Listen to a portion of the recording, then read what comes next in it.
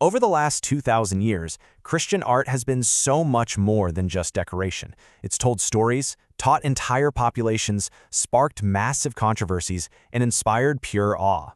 We're about to dive into this incredible journey of faith and creativity, to see how a few simple sketches on a wall could evolve into one of the most powerful forces in history. But first, I want you to imagine something. Let's say your beliefs are totally outlawed. You could be arrested, or worse, just for practicing your faith. How do you find people who believe what you believe? How would you share your most sacred ideas without ever saying a word? Well, this was the exact problem facing the very first Christians. And their solution? Honestly, it was brilliant. They used simple, secret signs, symbols that could quickly scratch into a wall or the dirt. You might see a fish, the ichthys, and think nothing of it. But for them, it was a secret handshake, a hidden declaration of faith. An anchor wasn't just an anchor, it symbolized hope. And a simple cross, well, before it became the symbol we know today, was a quiet reminder of their Savior's sacrifice. These weren't grand masterpieces, not at all. They were lifelines. So here's how we're going to track this incredible evolution. First, we'll see how those secret symbols blossomed into public storybooks for everyone. Then we'll get into the tension, how art could inspire both divine awe and, some really fierce debates. We'll also look at how the actual image of God and the saints was totally remade over the centuries. And finally, we'll see how these themes just exploded beyond the canvas into pretty much every creative medium you can think of. Okay, so let's jump right into that first massive transformation. When Christianity went from the small, persecuted faith to the official religion of the Roman Empire, everything changed. The function of art completely flipped. It didn't have to hide in the shadows anymore. Instead, it was given this huge new job to teach everyone. And this brings us to a really crucial idea: art as catechism.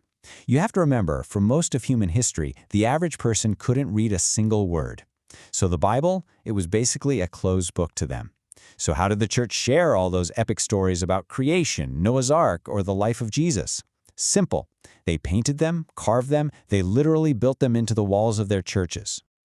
I mean, this says it all. Stepping into a medieval church wasn't just like entering a building. It was like walking into a massive, immersive 3D Bible. The stained glass, the mosaics, the sculptures, every single piece told a part of the story. It created this shared visual language that the entire community, literate or not, could understand. Art became the great educator. But here's where things get complicated. As art got more and more powerful as a teacher, it also got way more controversial. Which brings us to our next theme, this double-edged sword of art being a tool for inspiring incredible devotion and sometimes incredibly violent conflict. On one side of the argument, you had people who believed that beauty was a direct path to God. I mean, just think of those towering Gothic cathedrals, stretching up to the heavens. All the detailed carvings, the light pouring through those huge stained glass windows. The whole point was to overwhelm your senses, to fill you with awe, and to give you a little taste of the divine right here on earth. But for a lot of other people, this was a huge problem. They looked at these beautiful statues and paintings, and they didn't see windows to heaven. They saw idols, dangerous distractions that broke the biblical commandment against worshiping graven images. And let me tell you, this was not a minor disagreement. This was a deep, fundamental conflict that would pop up again and again for centuries. And it really did erupt. Back in the Byzantine Empire, you had the iconoclast controversy, where tons of religious icons were actually destroyed. Fast forward a few hundred years, and the Protestant Reformation kicks off a whole new firestorm, attacking what they saw as the idolatry of Catholic churches. And in response, the Catholic Counter-Reformation basically doubled down, embracing art with even more passion, making it grander and more emotional than ever. This chart just lays out the divide perfectly.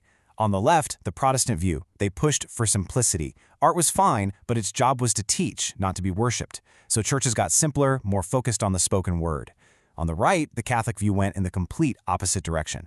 They commissioned all this dramatic, emotional, over-the-top Baroque art, specifically designed to hit you in the gut and inspire awe. The key takeaway here is pretty amazing. The same faith produced two totally different philosophies on art. So all of this debate about what art was for leads us right into our next big topic, how the very way artists showed holy figures changed over time. It wasn't just about if art should exist, but what that art should actually look like. And you can really see this evolution in a few big stages. First, you have these early Byzantine icons. They're flat, they look otherworldly, they aren't supposed to be realistic portraits. They're meant to be spiritual windows into the divine. Then, boom, the Renaissance happens, and guys like Michelangelo start giving us a much more human, relatable Jesus, one with muscles, emotions, and grit. Fast forward to the modern era, and a lot of artists ditch the idea of literal depiction entirely, using abstract shapes and colors to explore spiritual feelings. And this really gets to the core of what it means to be a religious artist. This quote just nails it. The idea is that the artist isn't just a reporter. They're not just illustrating a story. In a way, they're participating in the act of creation itself, using their talents to show us something true about the nature of God. All right, for our last section, we need to zoom out a little bit. Because if we only talk about painting and sculpture, we're missing a huge, huge piece of the puzzle. The influence of Christianity on the arts is just vast. I mean, just look at this incredible list. The influence is absolutely everywhere. You can hear it in everything from ancient Gregorian chants to modern hymns. You can read it in classic novels. You can see it in those huge Hollywood biblical epics. You can literally stand inside of it in massive cathedrals or even modern megachurches. It's in music, literature, film, architecture. The list goes on and on. And it's so important to remember this is not just a Western or European story. Christian art today is a living global tradition. The way an artist in Ethiopia portrays Mary and Jesus is going to look and feel completely different from how an artist in South Korea or Brazil does. The art is always adapting, always reflecting the amazing cultural diversity of the faith around the world. So what we've really seen is this unbelievable story of adaptation. It all started with the secret fish symbol scratched into a wall, and now we have multi-million-dollar blockbuster films about the same themes. The forms, the how, have changed dramatically, but the function, the why, that has stayed surprisingly consistent: to teach, to inspire, and yeah, sometimes to provoke. Which leaves us with one final big question for today. In our digital world of social media, virtual reality, and artificial intelligence, what does sacred art look like next? How are artists going to continue this 2,000-year-old tradition of making the invisible visible? Well, that's a story that's still being written.